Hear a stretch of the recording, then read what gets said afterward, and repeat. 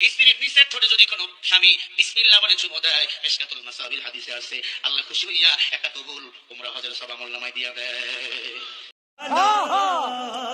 Guys, এটা শুনে সবের জন্য ফ্র্যাঙ্কলিন কি করতে থাকে শেষ পর্যন্ত দেখতে থাকো। ওই मुझे भी शादी करनी है, मुझे भी বিয়া करनी है। ওই তুই আমার কি বিয়া করবি? ওই বলছ না, ওই আমি বিয়া করবো তোরে। আরে আমি বিয়া করলে অনেক সব পাবো, বুঝছ না কেন? আরে তুই মানুষ কেন আমারে? আমি তো বিয়া করতে কইছি তোরে। আরে বিয়া না করতে চাইলে তুই আমার কইয়া দে। ফ্র্যাঙ্কলিন বেচারা ফুজিরের কথা শুনে পুরোই ফেঁসে যায়। এখন সে নিজের প্রাণ বাঁচানোর জন্য আপ্রাণ দৌড়চ্ছে, আর সামনে একজন মেয়েকে পেয়েছে। এই মেয়েটার সম্পর্কে বোন হওয়া সত্ত্বেও সে এই মেয়েটাকে কিছুই বলছে না।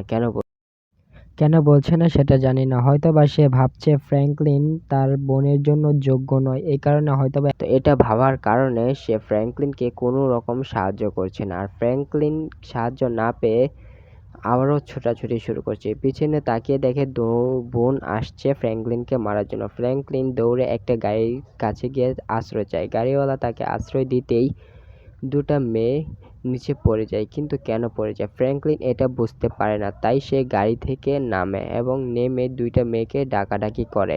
কিন্তু অনেক ডাকাডাকি করার পরও তাদের কোনো সাড়া শব্দ সে পায় না। সে বাম দিকটাকেও ডাকে, আবার ডান দিকেরটাকেও ডাকে, কিন্তু কেউই ওঠে না। ফ্র্যাঙ্কলিন অনেক ভয় পায়।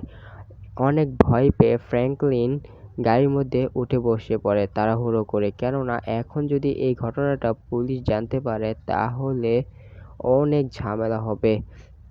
তাই ফ্র্যাঙ্কলিন গাড়ির মধ্যে উঠে তাড়াহুড়ো করে গাড়িটা ড্রাইভিং করতে থাকে সে বাড়িতে যাওয়ার জন্য। কিন্তু সে আতঙ্কিত হওয়ার কারণে সে ঠিকমতো ড্রাইভিং করতে পারে না এবং সে গাড়ি থেকে ছিটকে পড়ে যায়। পড়ে যাওয়ার পর তার মাথায় আঘাত লাগে, যার কারণে তার স্মৃতিশক্তি নষ্ট হয়ে যায় এবং সে পূর্বে যে ঘটনা ঘটেছে সেটা ভুলে যায়। ফ্র্যাঙ্কলিন সব ভুলে গেলেও এতটুকু তার মনে আছে যে ফুজুর কি বলেছে। ফুজুর যা বলেছে তা তার মাথার মধ্যে সুই সুতার মতো গেঁথে আছে। তাই সে এই মেয়েটাকেও বিয়ে করার জন্য রিকোয়েস্ট করতেছে, কিন্তু এই মেয়েটা কোনোভাবেই রাজি হচ্ছে না। মেয়েটাও তাকে পাত্তা দিতেছে না। তাকে পাত্তা না দেওয়ার কারণে সে এই মেয়েটার পিছুই ছাড়তেছে না, যার কারণে মেয়েটা অনেক রাগ করে তাকে অনেক গালাগালি করে। তাকে অনেক গালাগালি করার কারণে সে ফ্র্যাঙ্কলিন অনেকটাই চটে যায় এবং তার হাতে তো দেখতেই পাচ্ছেন কি, এটা নিয়ে তার দিকে তাক করে আছে এবং তাকে বলতেছে না থামলে তাকে মেরে দিবে। এটা বলার পরও সে যখন থামে না তখন তাকে ফ্র্যাঙ্কলিন একটা মেরে দেয়, যার কারণে সে দৌড়ে দৌড়ে পালাচ্ছে। সে পালাচ্ছে সাথে সাথে পুলিশকেও ইনফর্ম করে দেয়, যার কারণে পুলিশ ফ্র্যাঙ্কলিনের পিছে পড়ে যায়। এই জন্য ফ্র্যাঙ্কলিন রেগে গিয়ে এটাকে একদম খতম করে ফেলে। আর সামনে মেয়েটা এটা দেখে ভয়ে চিৎকার দিলে তাকেও মেরে ফেলে। আর পুলিশ যখন তাকে গুলি করতে আছে সেও পুলিশকে গুলি করে উড়িয়ে দেয়। ফ্র্যাঙ্কলিন অনেক ভয় পেয়ে যায়। এখন সে কি করবে কিছু বুঝতে পারতেছে না। তার বাঁচার কোনো রাস্তাও সে খুঁজে পাচ্ছে না।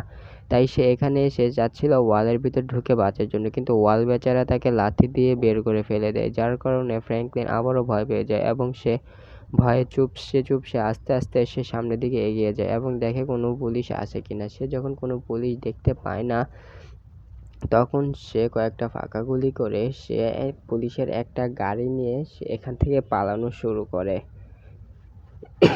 বেচারা ফ্র্যাঙ্কলিন পালাতে গিয়েও শান্তি নাই, কারণ তার পেছনে পড়ে আছে আরও 10-12টা পুলিশের গাড়ি, যাকে টপকে সে পালাতে গিয়ে আরও 2-4টা দেখতেই তো পাচ্ছ গাড়ির সাথে ধাক্কা খাচ্ছে।